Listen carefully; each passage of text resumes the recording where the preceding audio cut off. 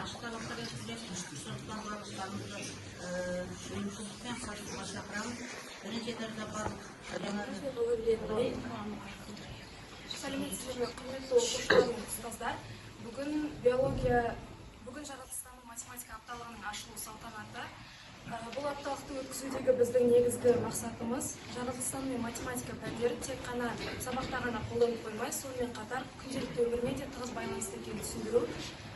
Сондықтан да барлықтарыңызды осы аптаға белсенді қатысуларыңызды сұраймын.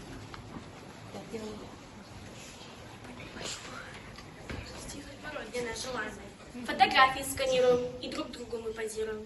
Оглянись, дружок, вокруг. Вот компьютер, верный друг. Он всегда тебе поможет. Вычтет, сложит и умножит.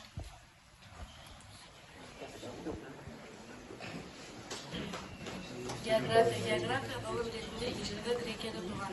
Біздің заманымыздан бұрын өмір сүрген ғалым Эрдостен өзінің жерді сипаттауға арналған еңбегін география деп атаған екен. Және ұзақ уақыт бойы география жаңа жерлерді ашып қоймай, сипаттауға ғана айналысатын ғылым деп есептеніп келді. Бірақ 19 ғасырдың басында бүкіл жер шарында жер қалмаған екен. Осыған орай география міндеттері де өзгерді. Ендігі жерде ол жер бетіндегі облыстар мен денелердің таралуын сипаттамай ғана қоймай, олардың себебін түсіндіретін ғылымға айналды. География ілімі қызық әрі тартымды. Өз түрімен география қызықтырар әркімді. Оқысаңдар ғылымға көз ашып, танисыңдар табиғаттың ғажабын.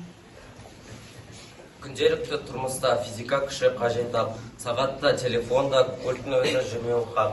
Егер дағы батарейдің 10 терісі ауысса, оқу керек физиканы ынта қойып қызыға.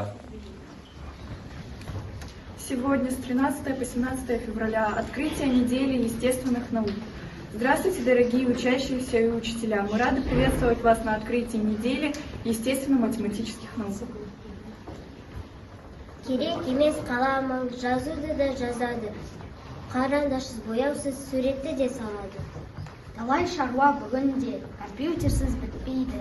Керек десең ол топты том-том кітап жүктейді.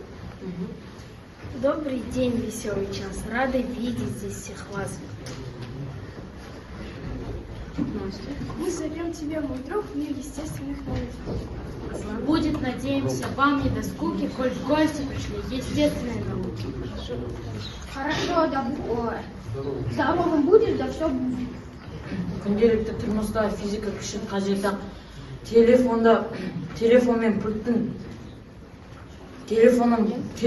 пульттің батарейкасы қажет-ақ. Оқу керек физиканы өте қажет.